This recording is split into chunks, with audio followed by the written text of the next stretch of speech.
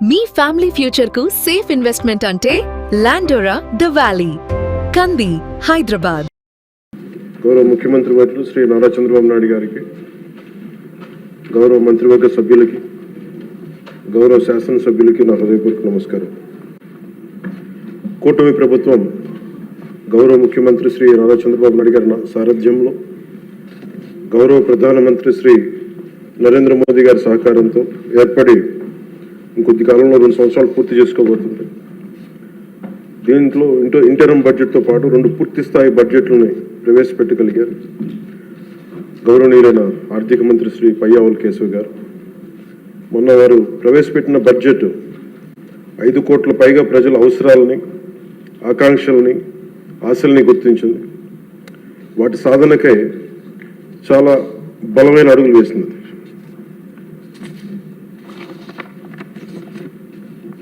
Particular ఇది మనకున్న ఆర్థిక పరిస్థితులు కానీ, 2014 రాష్ట్ర విభజన జరిగినప్పటి నుంచి కానీ, 2019 నుంచి 24 వరకు ఒక అరాచకమైన అనిశ్చితితో కూడిన ప్రభుత్వం కానీ, ఈ కేయాటిక్ ఇలాంటి గందరగోళం మధ్యలో, ఇంత అవకతవకల మధ్యలో కూడా చాలా 3,32,205 కోట్లతో బడ్జెట్ చాలా చాలా ఉన్న పరిమితమైన వనరుల్ని, ఉన్న మానవ వనరుల్ని ఎంత జాగ్రత్తగా వాడాలి, ఎంత జాగ్రత్తగా ప్లాన్ చేయాలనేది బడ్జెట్ చాలా చాలా తెలియజేస్తుంది అధ్యక్ష. ఇందాక నేను చెప్పింది మన ప్రజల అవసరాలు, ఆకాంక్షలు నేను చెప్పడానికి కారణం, కూటమి ప్రభుత్వం ఈ ఏడాది కేవలం సామాజిక పెన్షన్ల కోసమే దాదాపు 33,000 కోట్లు పైగా ఖర్చు చేయనుంది అధ్యక్ష. ఇది ఎలాంటి పరిస్థితుల్లో ఖర్చు చేస్తున్నామంటే, గత ప్రభుత్వం 9.74 లక్షల కోట్ల అప్పుల్ని సృష్టించి మనకు ఆర్థిక విధ్వంసం నుంచి మనల్ని నెట్టేస్తే, ఇలాంటి పరిస్థితుల్లో ఏ నాయకుడికైనా సరే, ఏ పార్టీకైనా సరే చాలా ఒక అస్తవ్యస్తంగా ఉండే పరిస్థితులు. దీంట్లో వీటన్నిటిని తట్టుకొని దానికి ఎలాంటి ఆలోచన విధానం ఉండాలి ఆ వ్యక్తికి అని చెప్పడానికి ముఖ్యమంత్రి గారు ఒకసారి ఆలోచించాలి.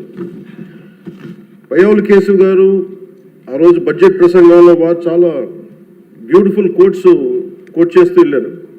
దాంట్లో ఒకటి రవీంద్రనాథ్ ఠాగూర్ గారు చెప్పింది, తాను నాటిన చెట్ల నీడలో తాను ఎప్పటికీ కూర్చోలేనని తెలిసిన భావితరాల కోసం చెట్లు నాటి వ్యక్తి జీవితం యొక్క నిజమైన విలువను అర్థం చేసుకున్నవాడు అన్ని విశ్వకవి రవీంద్రనాథ్ ఠాగూర్ గారి మాటల్ని ఇక్కడ ఆయన ఉటంకించారు అధ్యక్ష. ఇది వారిని ఎలా కంపేర్ చేశారంటే, ఒక దూరదృష్టి, దక్షత, దార్శనికత ఉన్న గౌరవ ముఖ్యమంత్రి వారు చంద్రబాబు నాయుడు గారితో కంపేర్ చేసి చెప్పారు అధ్యక్ష.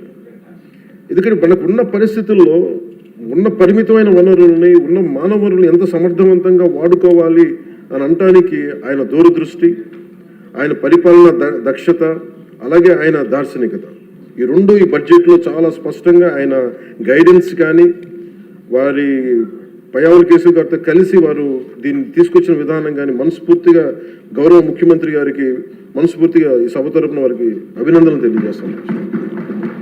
అండ్ ఈ ప్రభుత్వం దూరదృష్టి, దక్షత, దార్శనికత ఉంటే, గత ప్రభుత్వం ధ్వంసం, విధ్వంసం, విచ్ఛిన్నంతో కూడిన ప్రభుత్వం. ఒకసారి ఎట్లా చెప్పాలి బడ్జెట్ మనకి ఏమేమి ఉన్నాయో ఒకసారి మీకు ప్రజెంట్ చేయడానికి అధ్యక్ష. మనకు వాళ్ళు వదిలేసి వెళ్ళింది 9.74 లక్షల కోట్ల అప్పులు అధ్యక్ష. ఈ కూటమి ప్రభుత్వం 20 నెలలు పాలన సాధించింది ఏంటని చెప్పడానికి ఉదాహరణకి, అంటే ఎలా ఉన్నారంటే, వీళ్ళు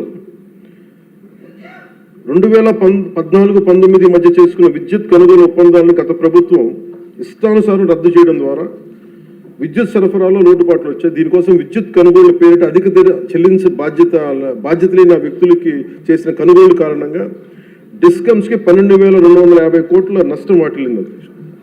ఈ 5 ఏళ్ల అసమర్థ విధానాల కారణంగా విద్యుత్ పంపిణీ సంస్థలు దాదాపు 1.29 లక్షల కోట్ల మేర నష్టపోయాయి. ఈ భారాన్ని విద్యుత్ బిల్లుల రూపంలో మళ్ళీ ప్రజల మీదనే మోపారు. కూటమి ప్రభుత్వం వచ్చిన తర్వాత ఈ విధానాలను రద్దు చేసి ట్రూ అప్ ఛార్జీని పూర్తిగా ఎత్తివేయడమే కాకుండా, రాష్ట్ర చరిత్రలో ఎన్నడూ లేని విధంగా ట్రూ డౌన్ పేరిట ప్రజలపై విద్యుత్ బిల్లుల భారాన్ని తగ్గించినారు.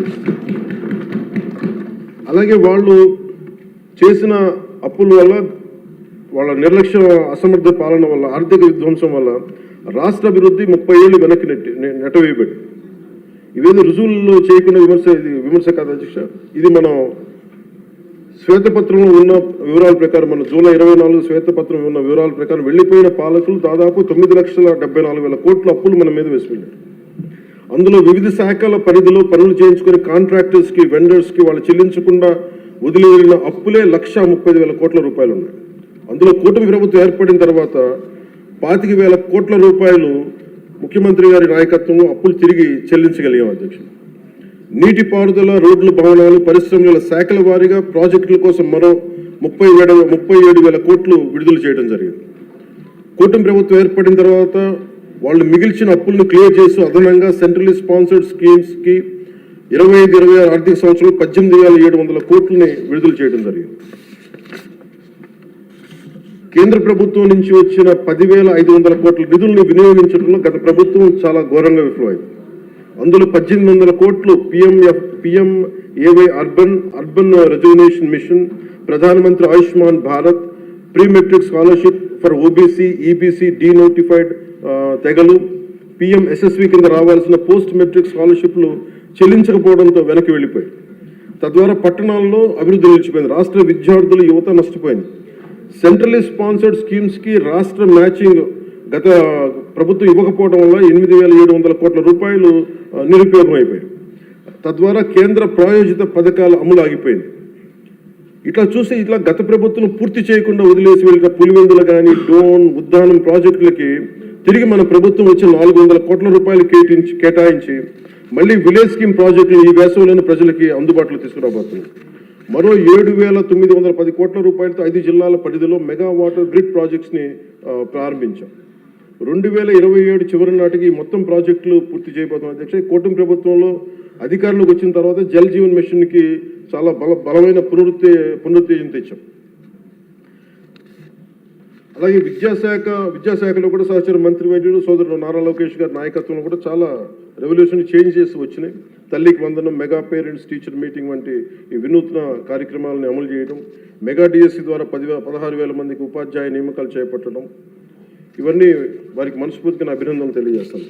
మీ దృష్టికి ముఖ్యంగా జల్ జీవన్ మిషన్ ప్రజలకి తీసుకురావడానికి సభకు కూడా దేశంలో ఉన్న ప్రతి మనిషికి శుద్ధమైన, స్వచ్ఛమైన తాగునీరు అందించాలని గౌరవ ప్రధానమంత్రి శ్రీ నరేంద్ర మోదీ గారి సంకల్పం తీసుకొచ్చిన ఆయన ద్వారా వచ్చిన జల్ జీవన్ మిషన్ సైతం గత పాలకులు నిర్వీర్యం చేశారు. ఒకసారి రివ్యూస్ చేస్తామంటే 2019-24 మధ్య ఈ పథకం కింద కేంద్ర ప్రభుత్వం 27,000 కోట్లు కేటాయిస్తే కేవలం వాళ్ళు 4,000 కోట్లు మాత్రమే ఖర్చు చేశారు. అందులో కేంద్రం ఇచ్చిన గ్రాంట్ దాదాపు 2,000 కోట్ల రూపాయలు ఉంది. మనం అధికారంలో NDA ప్రభుత్వం ముఖ్యమంత్రి గారి ఆధ్వర్యంలో అధికారం వచ్చిన తర్వాత గత ప్రభుత్వంలో ఇందాక చెప్పినట్టుగా పులివెందుల, డోన్, ఉద్దానం తాగునీటి ప్రాజెక్టులని ఈ వేసవిలోపే పూర్తి చేయబోతున్నాం. అలాగే మనకి 7,910 కోట్ల రూపాయలతో 5 జిల్లాల పరిధిలో చేపట్టిన మెగా వాటర్ గ్రిడ్ ప్రాజెక్టులు పనులు పురోగతిలో ఉన్నాయి. అలాగే 9,500 కోట్ల రూపాయలతో ఇంకొక 7 మల్టీ విలేజ్ స్కీమ్స్ని ప్రణాళికలో రూపొందిస్తున్నాం అధ్యక్ష. దాదాపు మనకున్నాయి 48,369 హ్యాబిటేషన్స్. దీంట్లో మేము నిన్న రివ్యూ చేస్తాం, మొన్న ఈ మధ్యన రివ్యూ చేస్తూ ఒకటే మేము అడిగింది ఏంటంటే, గౌరవ ముఖ్యమంత్రి గారితో మాట్లాడుతూ మనకున్న మల్టీ విలేజ్ స్కీమ్స్ కాకుండా మనకి సింగిల్ విలేజ్ స్కీమ్స్ కూడా మనం ఏదైనా చేయాలని మాట్లాడితే ముందస్తుగా ఒక 3,000 బాగా గొంతెండిన గ్రామాలను గుర్తించాం అధ్యక్ష. వాటికి మేము ఉన్న దాంట్లో వాటర్ షెడ్ మేనేజ్మెంట్ కానీ, లేదంటే ఉన్న pipe lines, internal pipe lines కానీ ఇవన్నీ చేయడానికి ప్రణాళికలు సిద్ధం చేస్తున్నాం. ఈ ప్రభుత్వం కోరిక ఒకటే, NDA ప్రభుత్వం కోరిక ఒకటే, స్వచ్ఛమైన శుద్ధమైన నీరు అందించాలి. దీనికి మేము ఈ సభ సమక్షంలో మాటిస్తున్నాం అధ్యక్ష. ప్రతి గ్రామానికి దీనికి నీళ్ళు అందిస్తాం. దీనికి ఇది ఈ 48,369 ఈ గ్రామాల్లో ముందస్తుగా ఈ 15 ఈ మల్టీ విలేజ్ స్కీమ్స్ కాకుండా ఇంకొక 3,000 గ్రామాలకి నీరు అందించాలని చెప్పి ఒక బలమైన సంకల్పంతో ముందుకెళ్తా ఉన్నాం.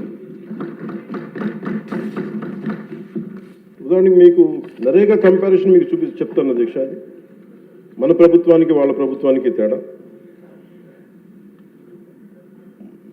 నరేగా పథకం కింద 2019-24లో వాళ్ళు ఖర్చు పెట్టింది ఈ సీసీ రోడ్లు కానీ బీటీ రోడ్లు కానీ మీకు తెలియజేస్తాను. ముందు సీసీ రోడ్లకి వాళ్ళు 610 కోట్లు ఖర్చు పెట్టి ఈ సీసీ రోడ్లకి బీటీ రోడ్లకి 5 సంవత్సరాల్లో వాళ్ళు 610 కోట్ల రూపాయలు ఖర్చు పెడితే ఎన్డీఏ ప్రభుత్వం వచ్చిన తర్వాత ఖర్చు పెట్టింది 3,853 కోట్ల అధ్యక్ష.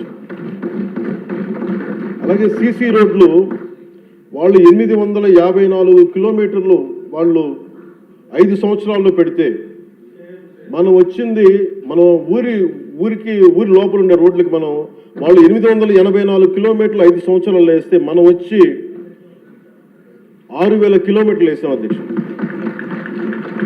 అలాగే బీటీ రోడ్లు 5 సంవత్సరాల్లో వాళ్ళు 239 కిలోమీటర్లు వేస్తే మనం 1,331 కిలోమీటర్లు వేసాం అధ్యక్ష.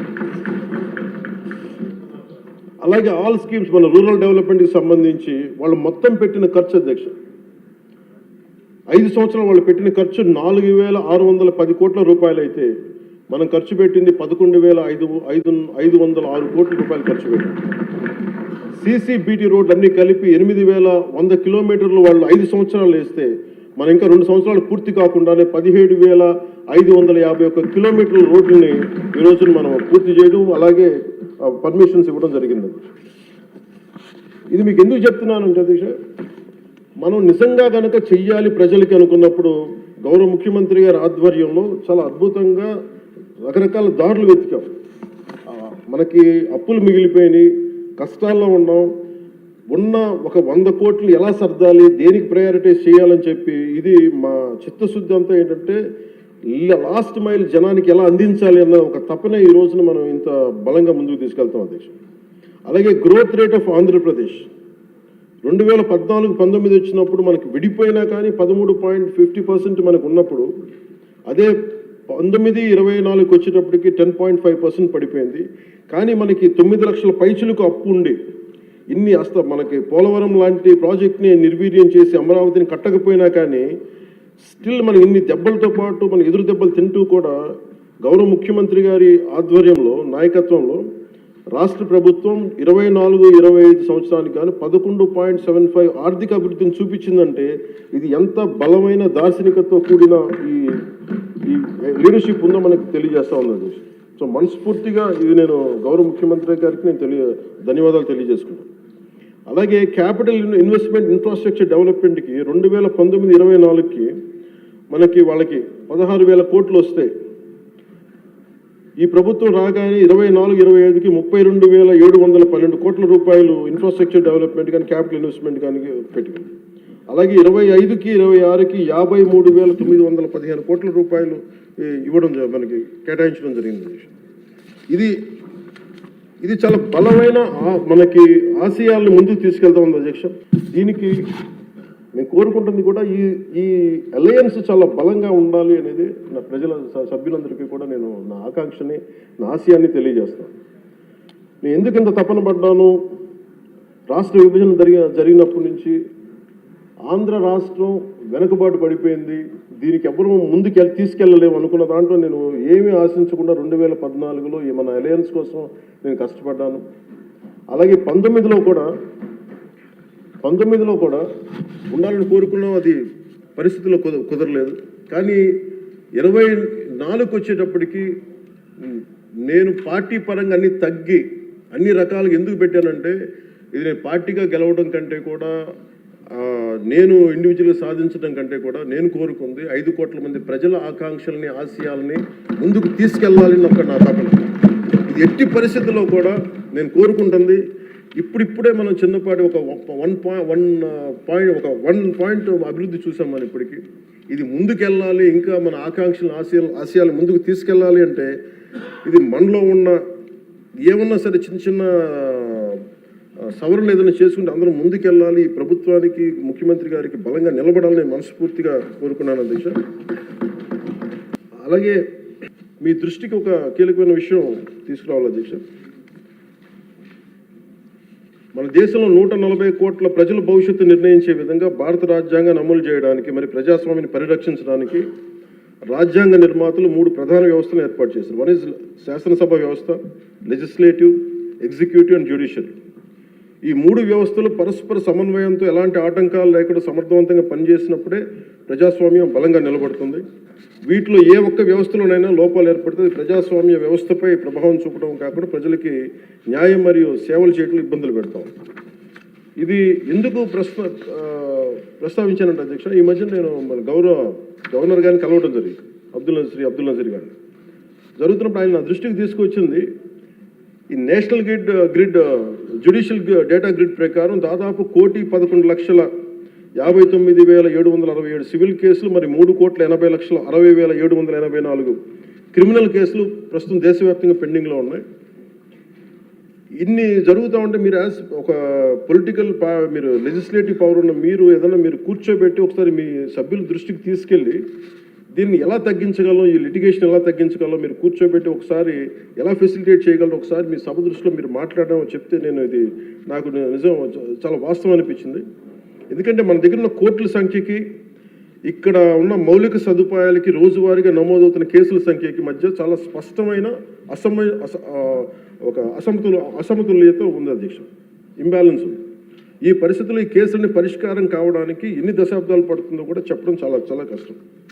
అందుకని ముఖ్యంగా మీరు కోర్టుల పరిస్థితిని చూస్తే కనీసం మౌలిక సదుపాయాలు కూడా అందుబాటులో లేని పరిస్థితి కనిపిస్తూ ఉంది. ముఖ్యంగా మహిళా అడ్వకేట్ల కోసం టాయిలెట్స్ కానీ సదుపాయాలు కానీ చాలా చోట్ల లేవు, కనీసం వాళ్ళ విశ్రాంతి గదులు కానీ. రోజుకి వేలాది మంది కోర్టులకు వచ్చి వెళ్తూ ఉంటారు, వాళ్ళకి తగిన మౌలిక సదుపాయాలు కల్పించడం కూడా చాలా చాలా అవసరం. అందుకే బడ్జెట్లో న్యాయశాఖకు తగిన నిధులను కేటాయించే బాధ్యత లెజిస్లేటివ్ వ్యవస్థ పైన ఉందని నేను మనస్ఫూర్తిగా భావిస్తాను.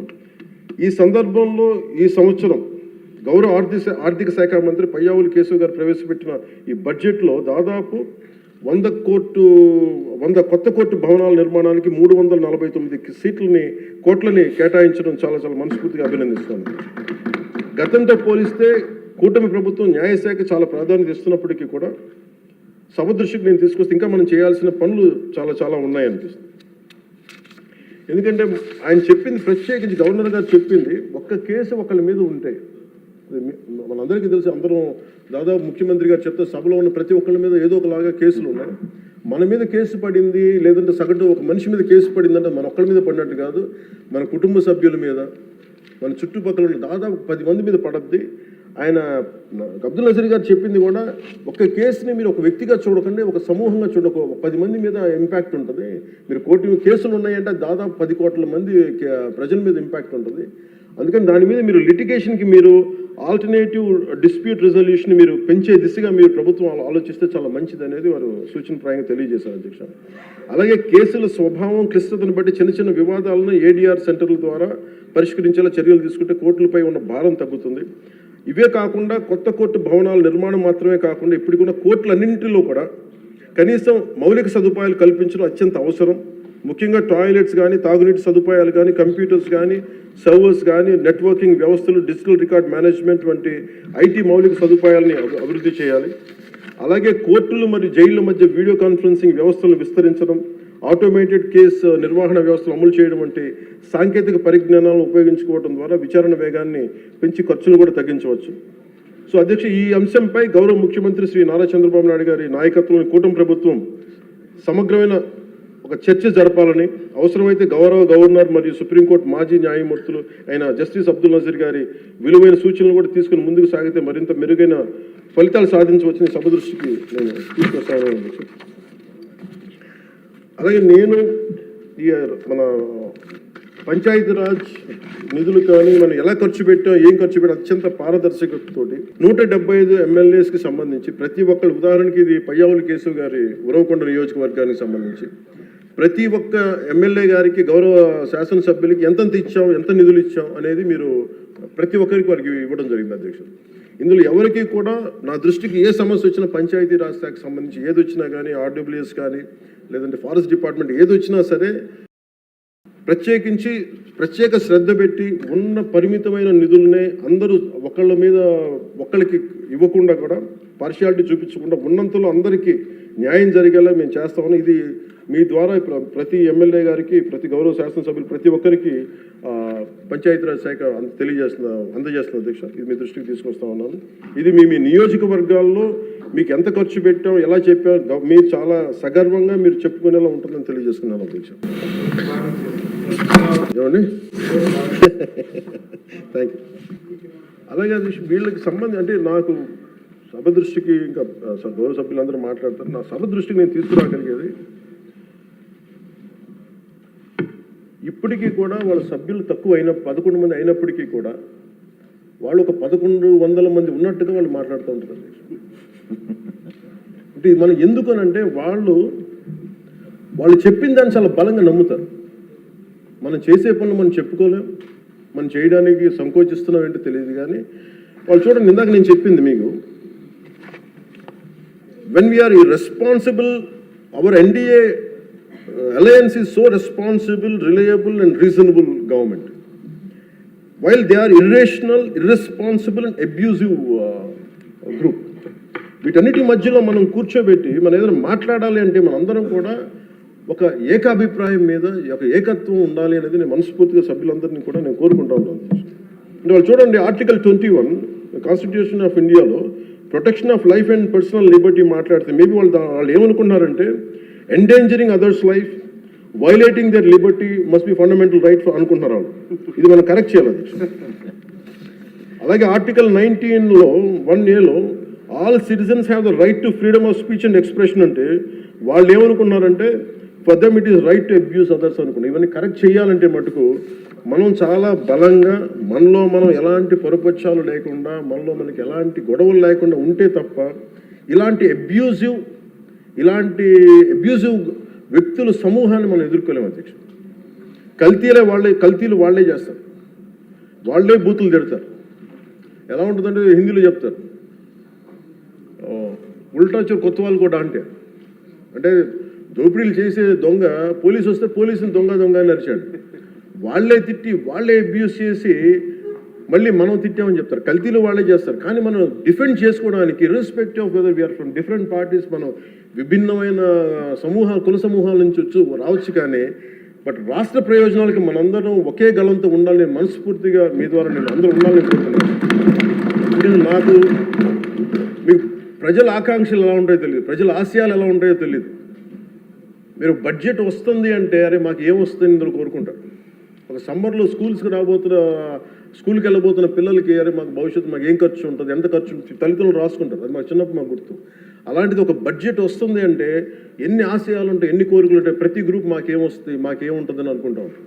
ఇది మేమందరం ఈ రోజున బడ్జెట్లో అందరికీ ఎంత తృప్తిగా ఉంటుందో నాకు తెలియదు. కానీ one commitment to people I can say, ఒక 15 ఏళ్ళు మేము ఈ రాష్ట్రం కోసం ఈ అలయన్స్ ద్వారా మేము పాటుపడతాం. దానికి మేము చిత్తశుద్ధిగా, త్రికరణ శుద్ధిగా, అద్భుతంగా ఉండాలి రాష్ట్రం మనస్ఫూర్తిగా నేను కోరుకున్నాను అధ్యక్ష.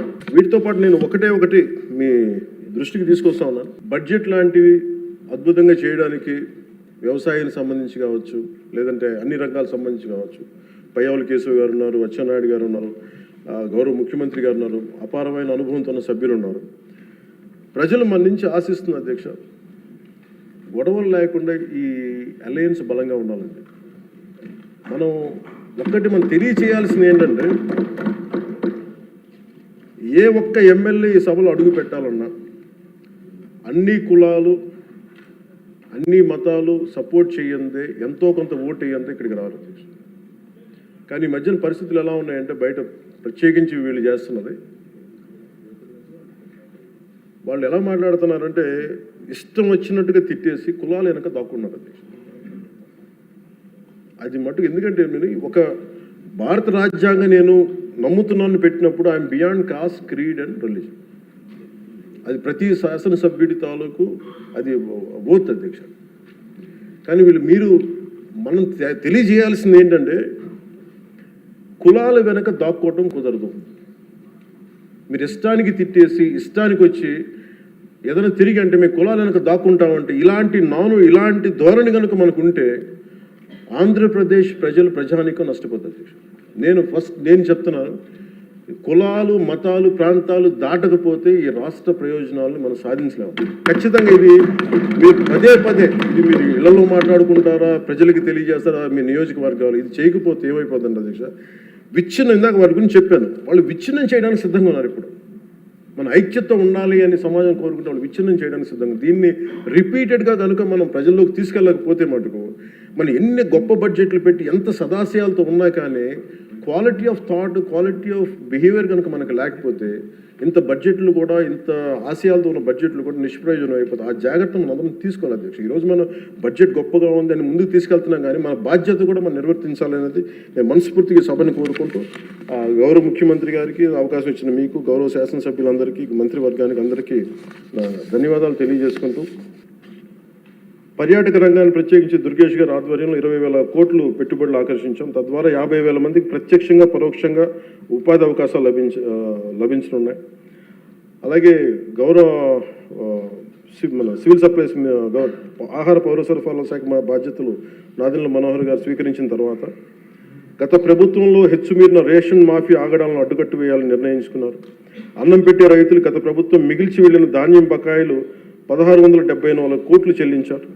మన ప్రభుత్వ హయాంలో చేసిన ధాన్యం కొనుగోలుకు 4,80,000 మందికి పైగా రైతులకి 24 గంటల్లో 10,650 కోట్లు వారి ఖాతాల్లో జమ చేశారు. మనస్ఫూర్తిగా ప్రతి వారికి నా ధన్యవాదాలు తెలియజేసుకుంటూ నాకు అవకాశాన్ని ఇచ్చి మీ అందరికీ ధన్యవాదాలు సమర్పిస్తున్నాను.